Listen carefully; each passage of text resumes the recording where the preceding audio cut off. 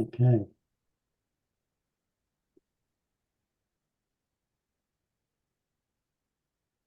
All right.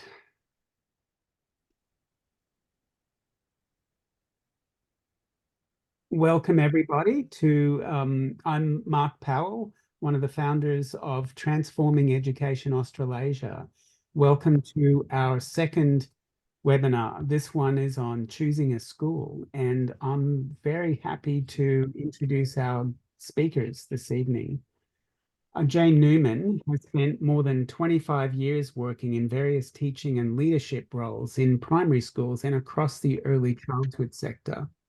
In 2022, she became the proud principal of Groveley State School, leading the Montessori-inspired school, and with this came a great enthusiasm and energy for this way of learning.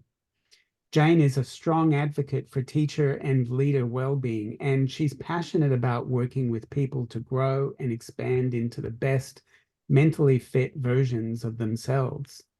Having completed her diploma in Montessori and coupled with her years of educational experience and leadership, Jane launched New Core, Learning Starts Within, where she provides training, coaching, and consultation to schools, early childhood centers, and organizations to transform and maximize the functioning of their biggest assets, the people. And with her is Gabrielle Osterberry. And after teaching and learning for more than 30 years in the Netherlands and Australia in Montessori and mainstream schools, Gabrielle has ended up with 1.5 master's degrees and 2 DipEds. She's also has a passionate dedication to helping quirky and marginalized or disadvantaged students find their spark and finding ways to motivate them to be the best they can be.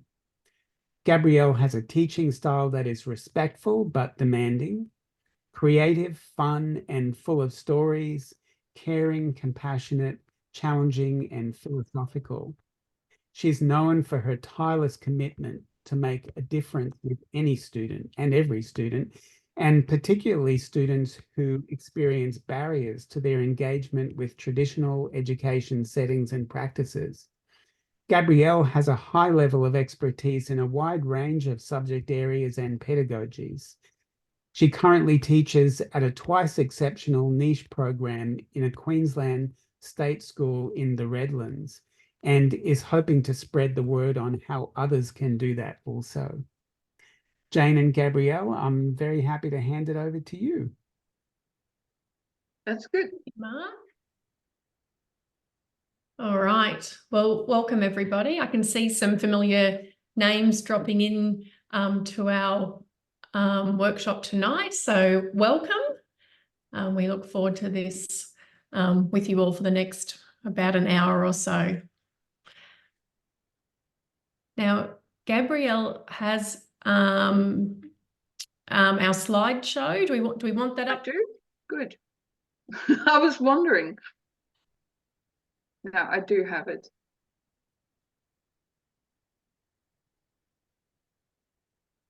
Okay. So we're hoping you can all see that now. And we have put some slides together. We have a lot of information tonight. So lots of which we hope we'll get through. We have some time for some questions at the end.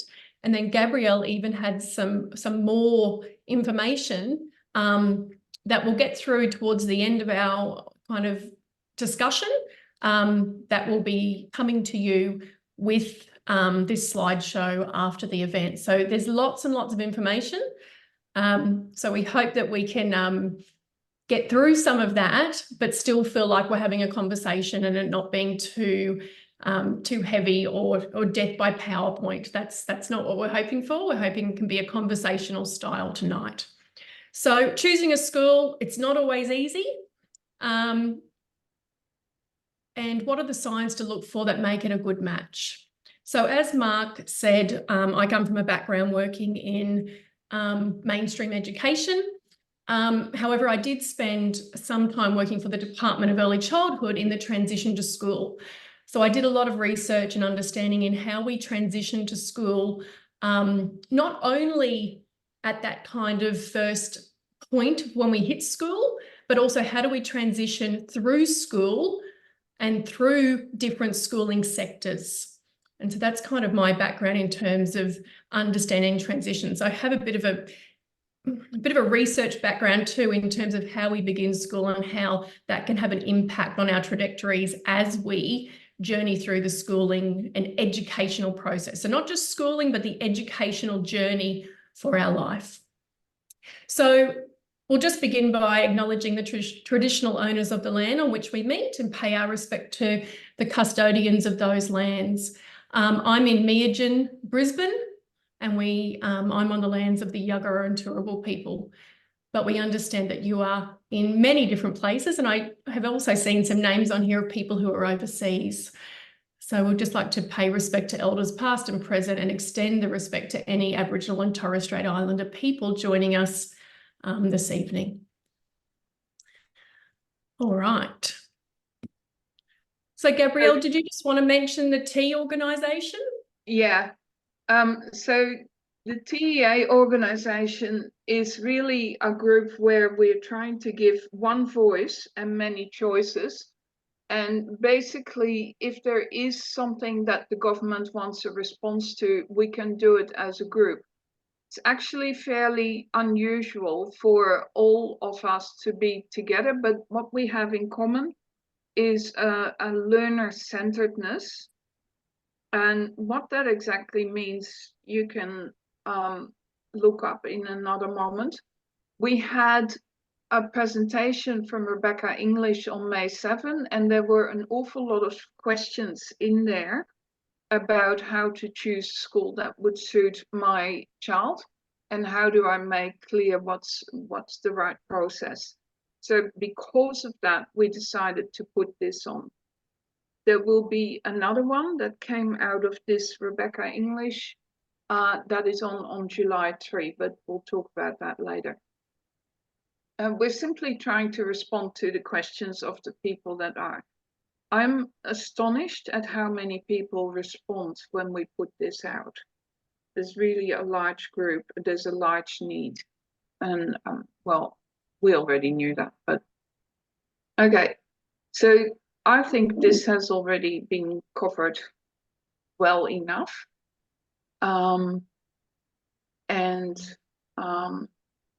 We do both feel very strongly about finding the best educational fit for students and their families. And some of the questions that have come in are along the lines of, can you recommend a good school in name a place, and people have asked it. No, that's not how we work, but we can recommend a way that you can assess it for yourself, because what is a good school could be quite different for me than it is for you. So the traditional way of choosing a school is actually mostly based on what you as a person have gone through as schooling yourself. Your perception of what is a good school and your own schooling experiences mostly according to the research, determine how you choose. And that might not necessarily match the child that you have. And that's why we do a range of a process. So this is the traditional way of how to choose a school. We think it's a journey. Jen? We certainly, it is a journey of discovery. And so whether you're choosing a school at the beginning of the schooling journey, which may be a prep school, a primary school, or whether you're choosing a school at a different point in time, it still is a journey of how you choose that school. And as Gabrielle just said, certainly something I've experienced firsthand. I have 3 sons and they all attend 3 different schools. So when people talk to me, and 2 of those schools are in the same area even. So people come to me as a principal of a school, you can imagine lots of people came to me asking me about which school is the right school to send my child to. And I could very honestly and openly answer that I cannot tell you which school is the right one for your child. It needs to be a journey of discovery to find out what is going to suit your particular child and their needs. So as it says there, it takes acceptance of what is, what could be, and how do we get there? It's not a simple answer of this is the best school in the area for this reason, let's go there. We need to match the child to the educational setting. Now, when I worked with the Department of Early Childhood around transition, the research tells us that a transition begins at the very first conversation when you start talking about a new setting. So the first conversation is the starting of their transition. So how that transition is spoken about, how it is mentioned, how it is positioned within the family, how it is even emotionally presented, that's the beginning of your transition to that new place. So the transition period starts then, but transition does not officially end until the child and family feel like they belong in the new setting. So for some people, and I know this to be a fact, I had 3 children. By the time my 3rd child went to their chosen school, they had been attending that particular setting for years and years and years. They felt like they belonged fairly quickly. After about a week, that was their school. This is my place. That was a fairly quick transition. For other people, that sense of belonging may take some time. But the biggest factor in harnessing that sense of belonging is that it comes from relationships, and the relationships and the feeling of being part of a connected organisation and part of that particular setting. So we really wanted to just preface it with that understanding that belonging is really important, and that belonging piece really is and plays a large part of finding a new setting or transitioning to a new educational setting. So we broke this down, and Gabrielle and I have had lots of time together over the past few weeks, which has been great. And we really broke this down into some steps. So we've got 4 steps tonight to think about. And the number 1 step is exactly probably the one that people think they know what they want, but it's often the one that takes the most time when you start digging deeper. So what exactly are you looking for in terms of an educational setting? So on the surface, when we start talking to people, they're pretty clear. Well, I want a school, I want an educational setting, but we want to get a bit deeper than that. So what really is important to you and your family in terms of education? And when we ask people that, it can sometimes become as a bit of a shock. Well, what do you mean? What do I think is important to our family in terms of education? They probably haven't had a lot of time to really think about it. For some people, it's really important that their children go to the same educational setting where they went, or the same type of school they went to, and they don't even realise that that's important. For other people, it's most important that their child goes somewhere close to where they live. For other people, that's not quite so important. For some people, they're really looking for a setting that's about connections and belonging. For other people, it's very much about the curriculum and what can be taught there. There are so many different aspects of what's important in terms of education for your family and for your particular child. What's really important to remember is it's digging deep to understand what you want from an educational program, not what you think you should be wanting. So sometimes we can be around our friends or our family who are, especially family, they're fairly clear on telling us what they think you should be looking for in terms of a school. But take some time and soul search, really, what is it about education that's important to us as a family? What's most important to the child or the young person? Is it about a school that has creative inputs?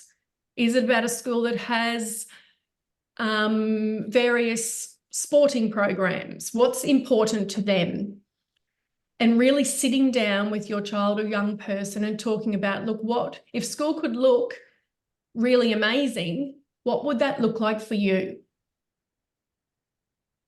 What would be the absolute best picture of school be like for you? And you might even be a bit surprised at what they come up with. So often what's important to your child or young person can be quite different to what's important to you. I certainly know I have twin boys, and they were heading off. We were looking at a transition between a primary school and into a high school. And both my boys, we were heading off to the one high school. And it wasn't until we were at the 3rd or 4th stage having an interview at that school, a group interview, when my husband and I looked at each other and realised this might be important to us, and what this school has to offer is important to us as adults. But what we very clearly realised, this did not meet the needs of what was important for my young person.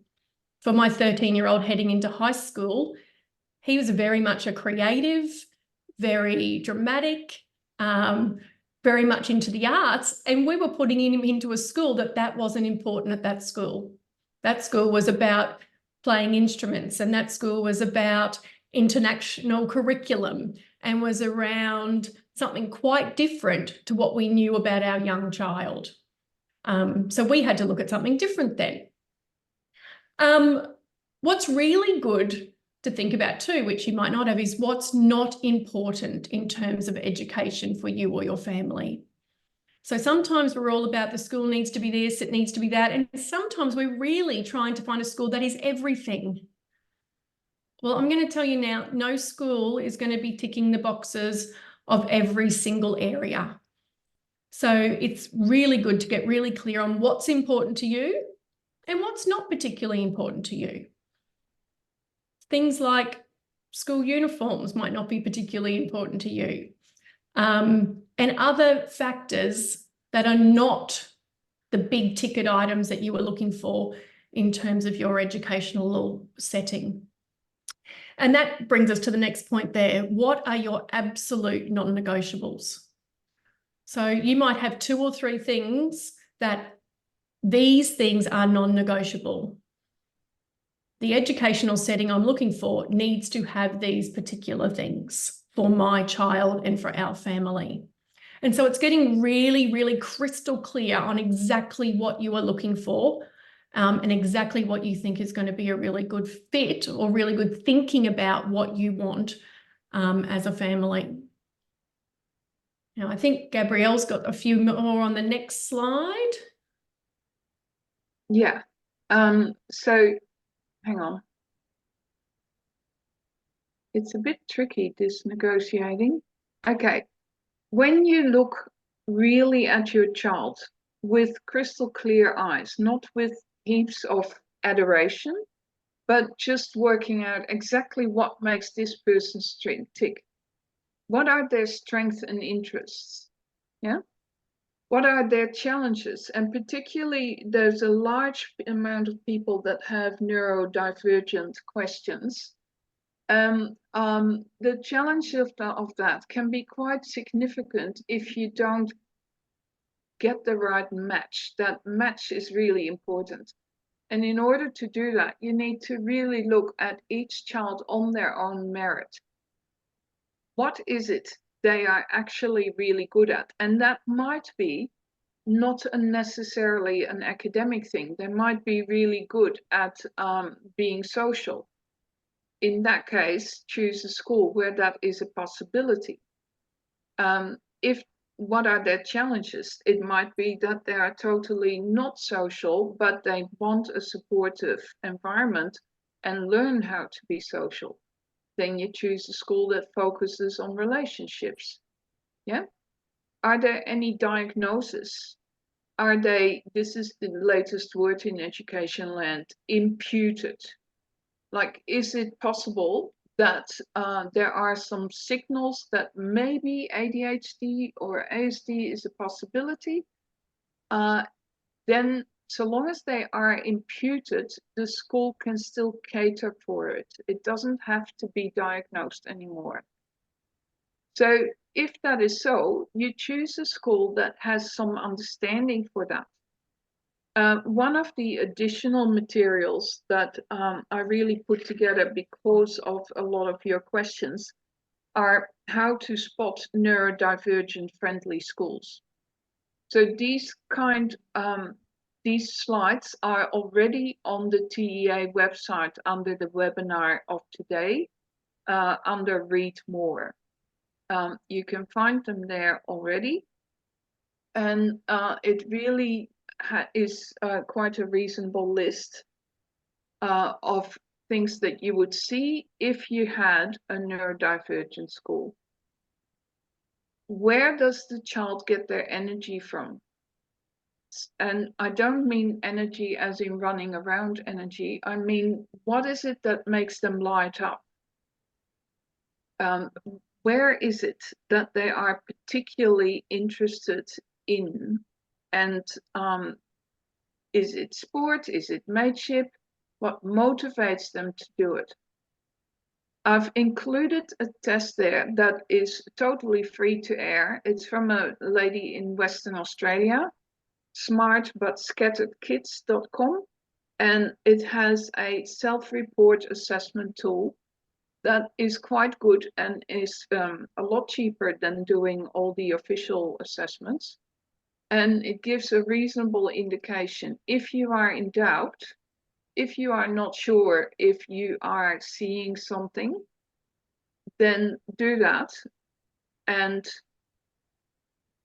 choose a system that would work for your type or child and age, because it's very, very different. Yeah? And now for the short list. Oh, hang on. What is this? Sorry. Can't get it all right, I suppose. This is what the research says that people choose a school on. There is a lot in that, but one of the most important things in there is your gut feeling. That is actually, according to the research, the one that decides how you go.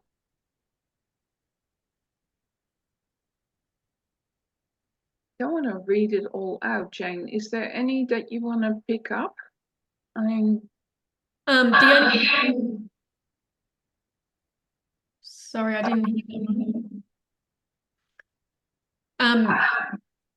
We will touch on those as we move forward on the next couple of slides because they come up again, so that's fine. Yeah. Okay.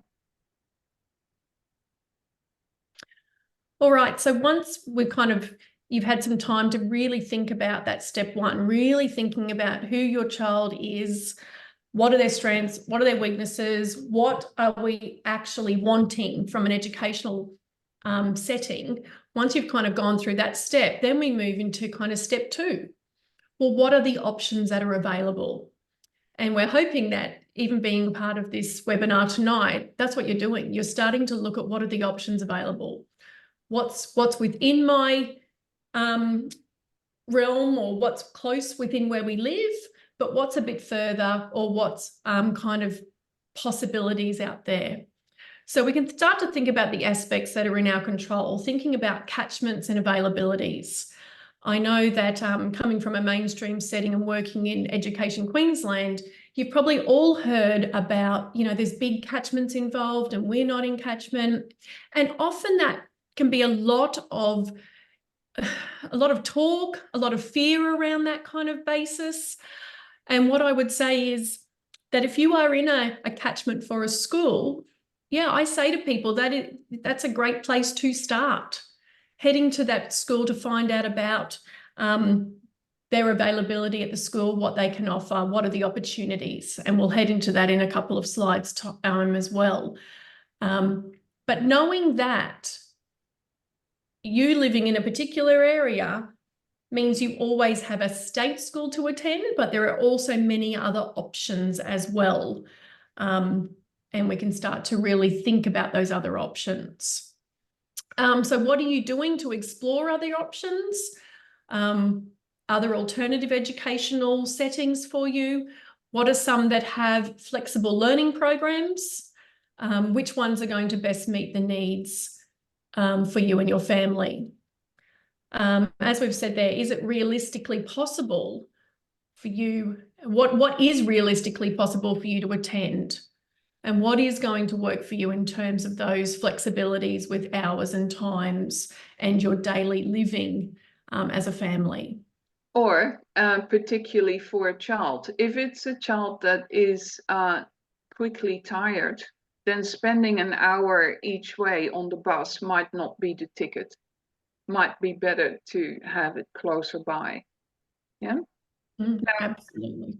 Have you thought about some of the alternatives? And I know we will seem terribly biased because that is, of course, where we come from. But really, many people don't know how many alternatives there are. You hear about the big grammar schools, but you don't hear about the small schools around the corner. And there really is a very wide variety. And I'm hoping it's this slide. Yes. That's our next slide. That's our next slide. So if you, this is quite a good overview of how education works. You have the normal mainstream Queensland education driven, but also private schools, of course. And there is, again, a wide variety in them. Most people are familiar with them, and there are all sorts of books, including the one that is in the top right. There is all sorts of schools that give out big brochures, and you can go and visit them. What this slide tries to do is draw your attention to the many other possibilities. So first of all, the alternatives that are below there, where it says the Big Picture School, Nature School, Reggio Emilia. I cannot pronounce that properly. Reggio Emilia. Yes. The Steiner, the Montessori, the ADAC school, and then the one like I'm on, the niche programs. If you use the QR code that is on there, the website actually has a wide variety of options. So we are not promoting one option over another. We're just saying, here's the information, you make up your mind. It's as simple as that. The special assistance schools are growing like mushrooms because the mainstream is, quite frankly, not working for 40% of students.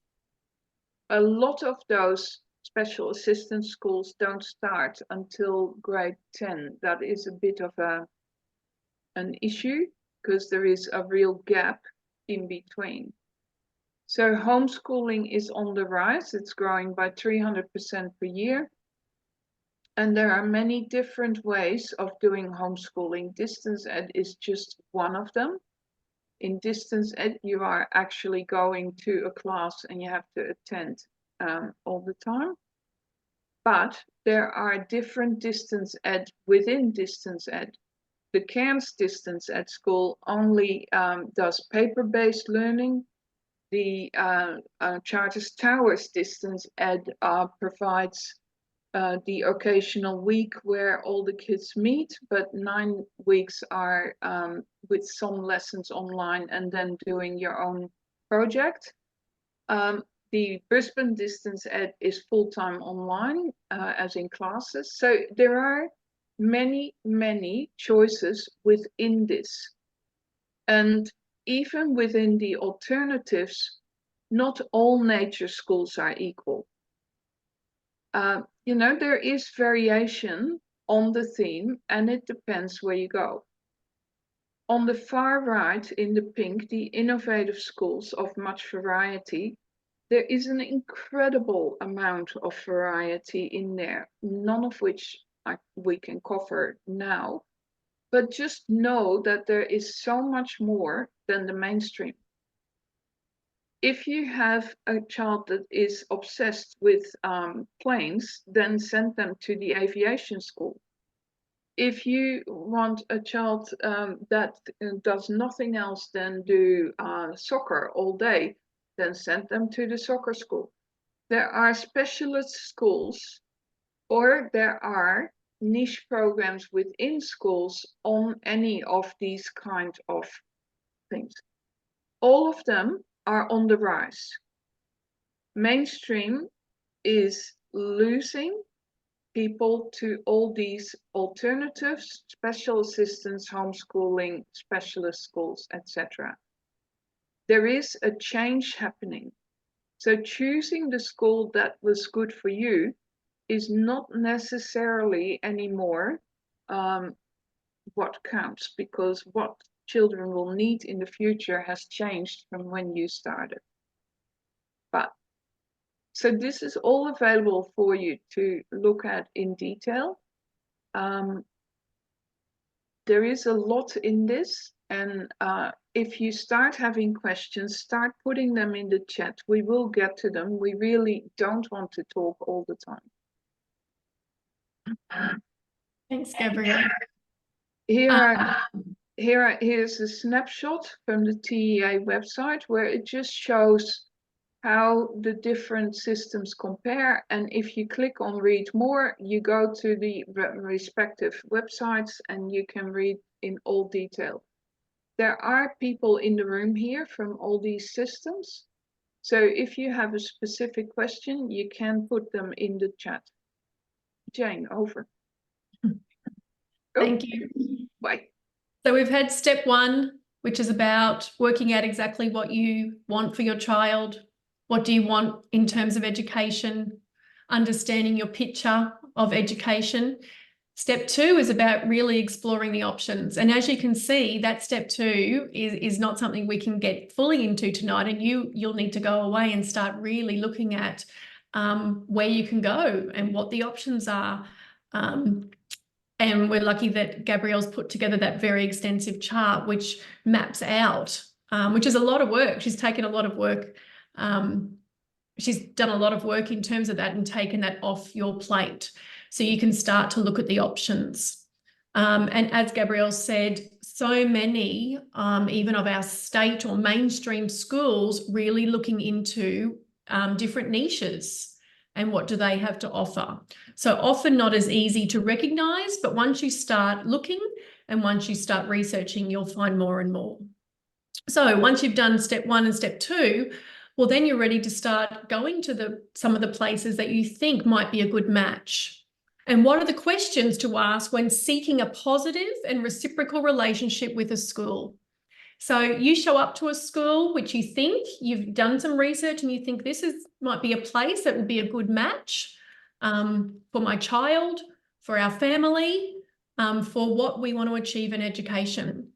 So how can we start to build a positive relationship with that school? So I talk about 4 things: opportunities, aspirations, expectations, and entitlements. So number 1, I always talk to people about having a conversation about opportunities. So when you approach a school, it's in a really open and curious way of understanding what are the opportunities here? What are the opportunities that my child is going to have if they come to your school? Tell me about that. And it's being asking that in a really curious way. So we're not coming in saying, what can your school offer me? What opportunities are at this school? What are the opportunities for education? What can I expect if I come to your school? Number 2, aspirations. In this particular educational setting or school, what are your values? What's really important to you? What would be your aspirations for my child? And you start to see if what you're looking for and what your hopes and dreams are for education are going to match with that school. And that's really important. As I mentioned earlier, that belonging piece is going to be number 1. So what are your aspirations? And then you start to really think about how does that align with our values in terms of education. Expectations. This is where we kind of get into a little bit of the, well, if we choose to come to your school, if we think this is a great match, what are some of the expectations that you might have for us as a family and for us as a child who might be attending your school? And what expectations do I have of the school? So we're really trying to make sure that we're on the same page here.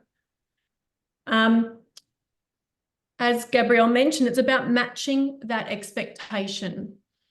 If you've got a certain expectation for your child or your family, and that doesn't match, it's probably not going to work out.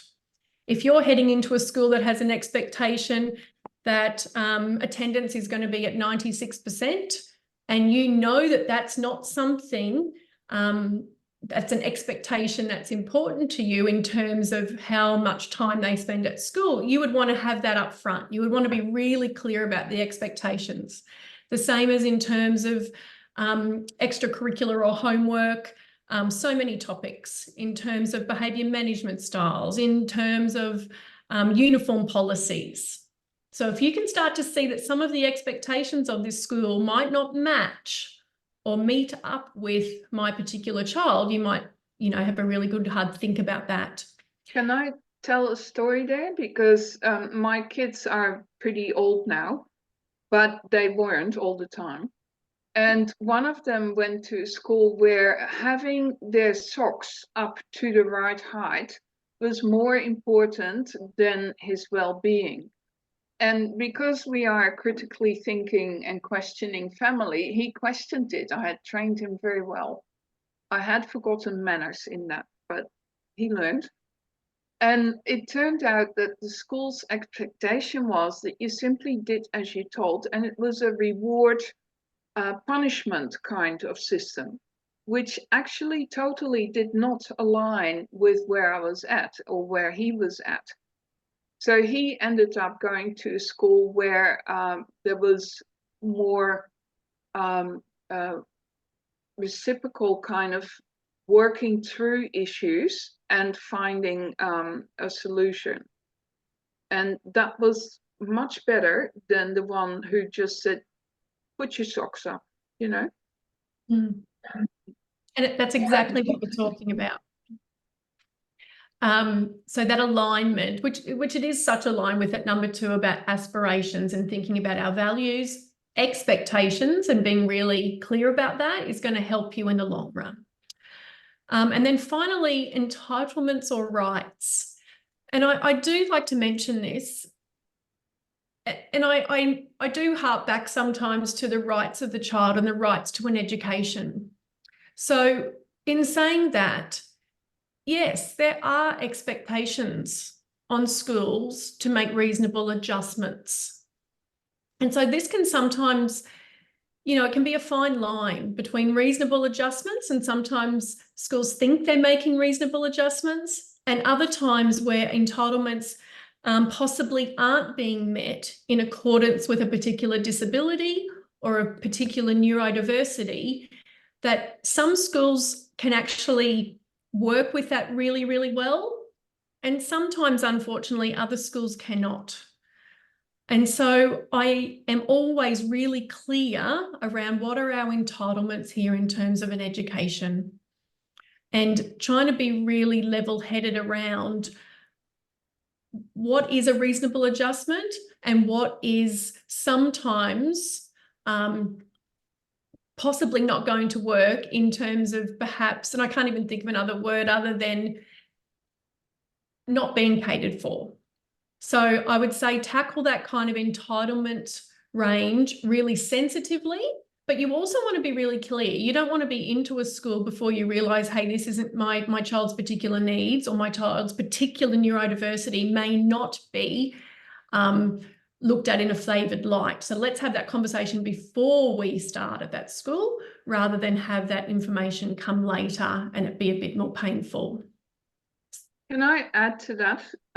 In that big overview of different, where is it? Can I go back to it? This one. Here at the bottom, the statement of commitment that Education Queensland has is very real. And that is based on all sorts of international and national laws, that you cannot go around. Education Queensland says that it will adjust exactly as the child needs. However, they're human, and not all teachers in there have the same kind of knowledge. And so, for your information, if you have a medical letter saying, and it doesn't have to be the biggest psychiatrist, it can be your GP, saying this child can't do the whole curriculum because of XYZ, then the school actually sighs a sigh of relief and can make far more adjustments. Schools are bound to provide the whole ACARA, the Australian curriculum, unless you have given permission by, for example, a medical letter or your own writing saying that is not necessary in this case, because that is going to be detrimental to this child. It is an adjustment that we need to make to not do the whole shebang kind of thing. That allows teachers and schools far more freedom that they are craving, but can't always. So some teachers are very rigid because they have been told always that you need to teach all. This is not true. So inform yourself of your entitlements or rights. If you have questions about where you can find that, I can certainly point to it within Education Queensland. And the whole niche program that I work for exists because these kids are so exceptional in both ways, they're gifted and have whatever disability, that it can't work unless we can be flexible. So we have made a special program that adjusts to that.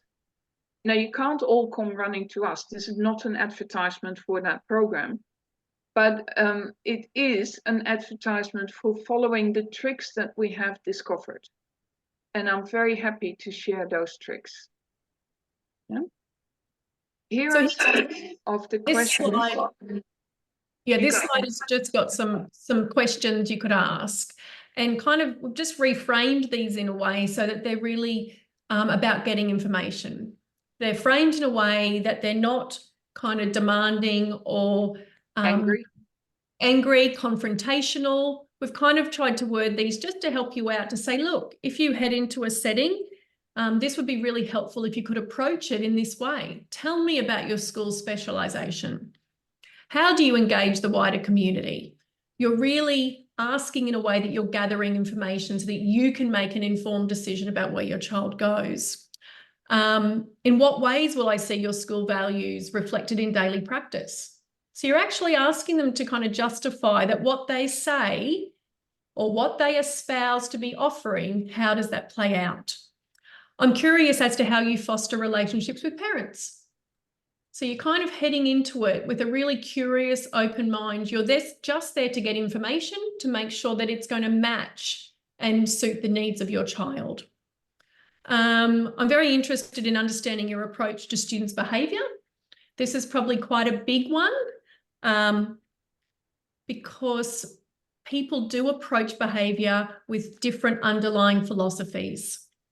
Coming from the state education system, most schools, and I'm talking 95%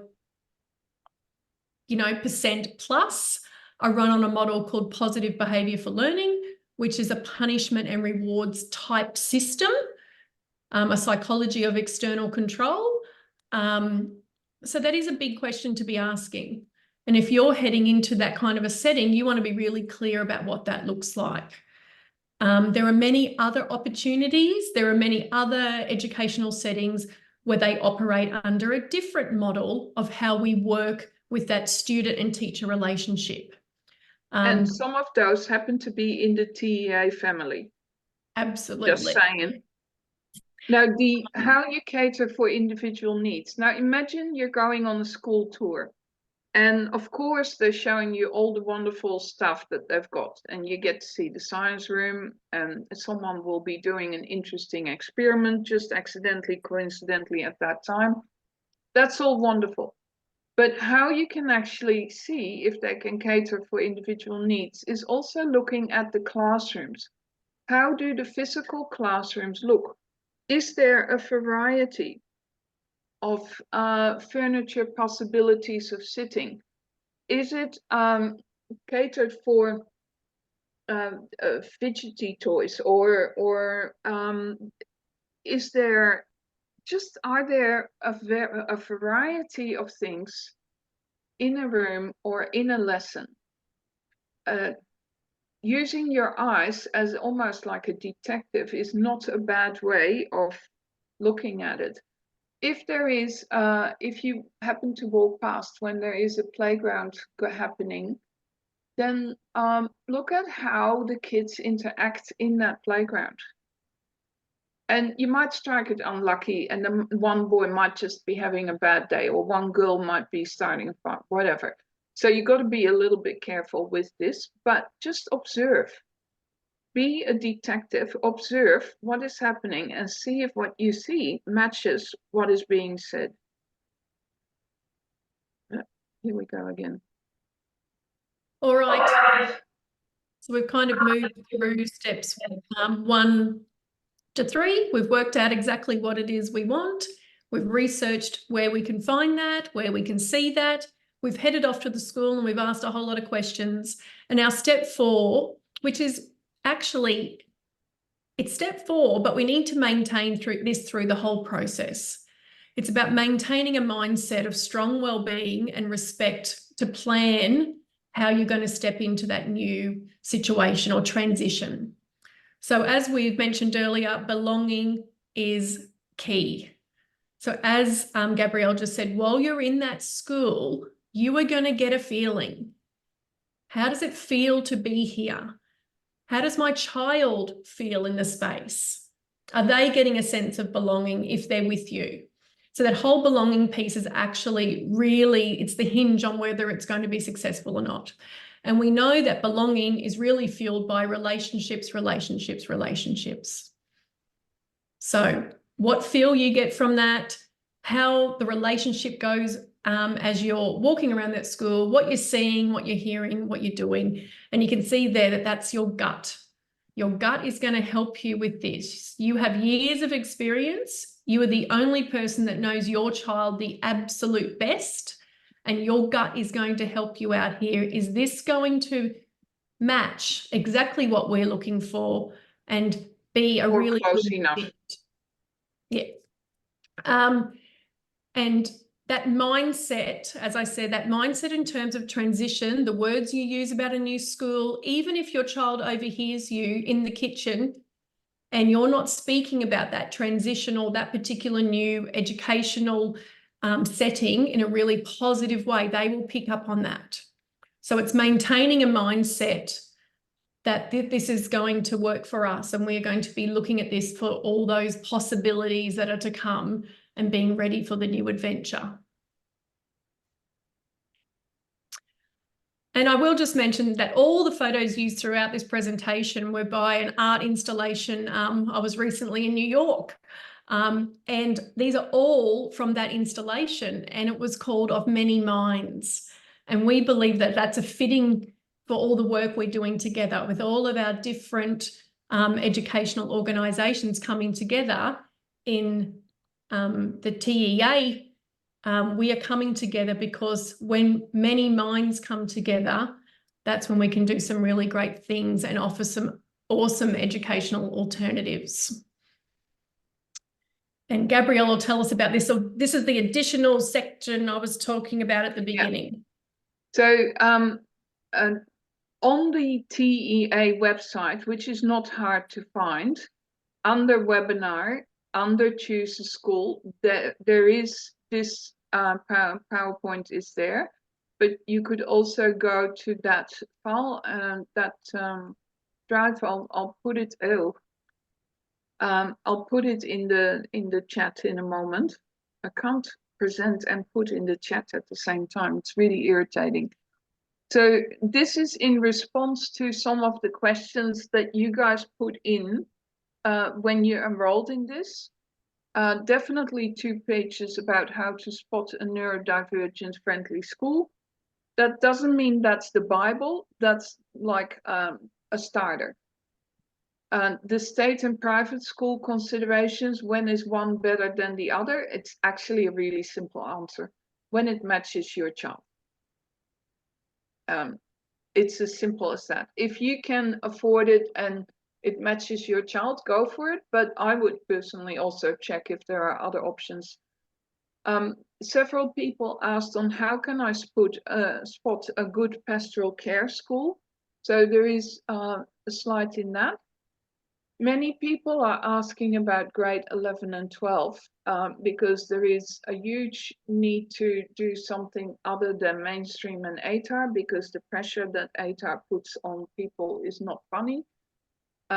Yes, I am biased, but I have done my homework. 25% of people now enter uni through ATAR. The rest goes in via other ways.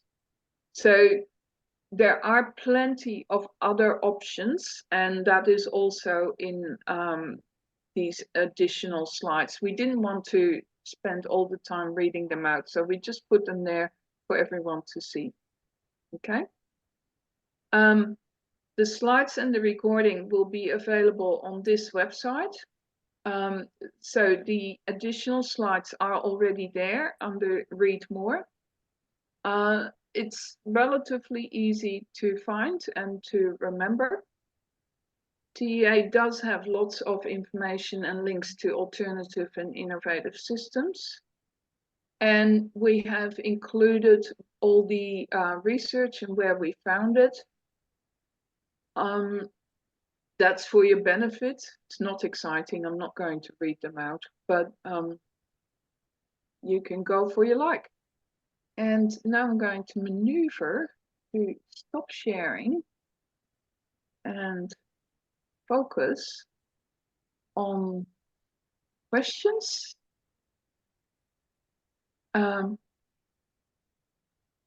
Well, that's funny. That is the program I work for. So I'm now in a double bind. So the question is anyone able to advise? I've heard the high capacity program at Capalaba for kids over 8. Is there anyone else like this in Brisbane?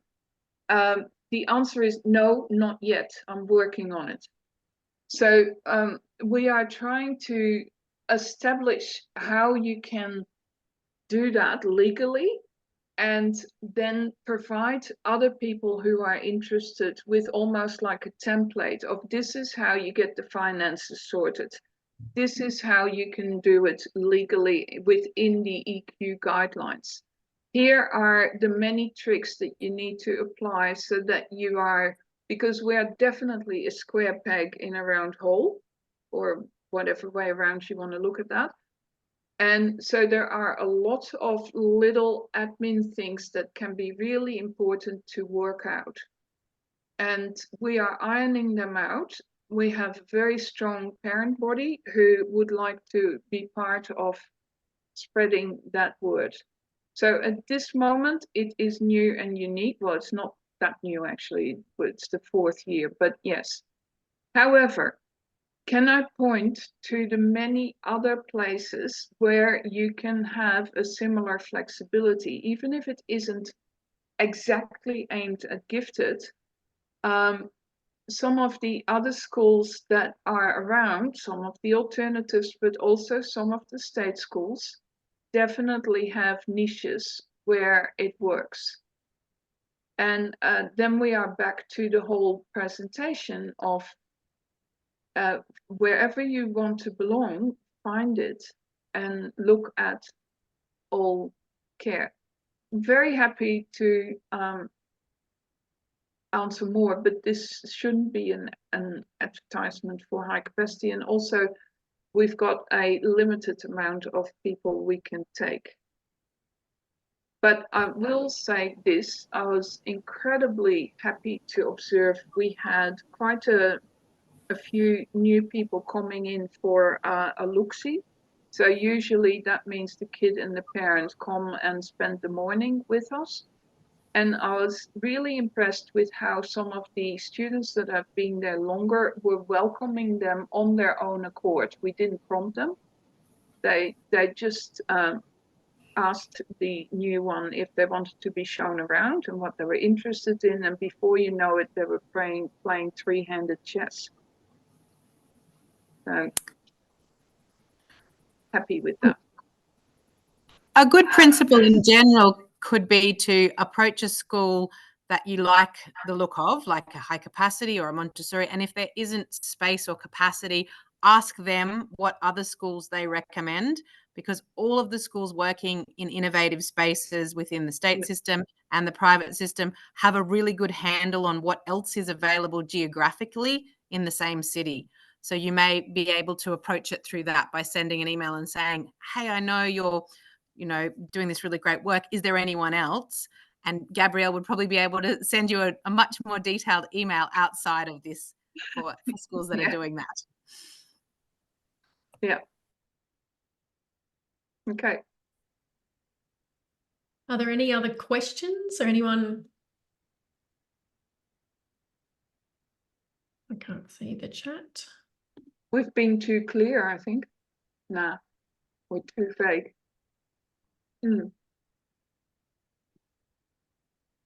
Any comments, questions? Hi, Jane and Gabriella. Can you hear me? Yes. Yeah, it's Andrew Hill. I'm from Start Education Australia. And look, that was a terrific presentation. I totally agree with everything you said. It's fantastic. And I just wanted to really, if I brought it to a point, it would be having done marketing for many years at a school where I was head of school in Sydney, where we developed tours and programs. It's school choice. It's, when you buy a car, you look at all the nuts and bolts and you check the engine and the fuel consumption and, how long it's going to last and so on. But ultimately, it often comes down to, does it feel right for you? And school choice, I've often found, is like that times 100. It's, as you mentioned, it's the feeling is so crucial. It's very much an emotional decision. And all those things you've talked about, walking around, asking those questions, they gradually, in my experience in observing parents make a choice, you get a feel for it. And it's really a bit of a battle sometimes between head and heart, but it's got to sit well with your heart, because you have to feel comfortable there yourself as a parent. You're going to be part of that community, and you've got to feel on behalf of your child whether your child's going to feel right, as you pointed out so beautifully. So it's one of those things that, it's one of the most important choices we make in life, is where we send our children to school. It's, as people have said, sometimes it's like buying a house, but you're really setting your children up for life, and so you've got to feel absolutely comfortable in that decision. So thank you for the presentation. I just wanted to say that was very, very comprehensive, very full, and I think it's almost like a guide that should be given to all parents when they have a baby. Here's your guide. Yes. Ask these, right? It's like a manual for it should be out there. The hospitals should give it out. Well, it will now be out there on the TEA website at the very least. And I do want to do a little plug for the next webinar, because that one is aimed at parents and teachers that are teaching. And each of the systems that we represent will give a small tip or trick or practice or idea that actually can make a real difference. Matilda, do you want to pick that up? Can I just add something to this one first? I love everything that everyone's saying. It's been a great presentation, but I also want parents to know that the choice you make does not have to be your choice for forever. It is okay to change schools and systems. It doesn't have to be, I poured all this into this school and it's my forever school and it's not working. It is okay to look for other schools. It is okay to change that car, change that house. It's really okay for it to be not forever. So don't feel locked into this choice that you've poured all your heart into for forever. There's lots of different options out there. Absolutely. And I would say that about just about anything. If something is not working for you or your family in your life, whatever, if you've ascertained that this is not working, you go again. Yep. You take action and you find a different pathway.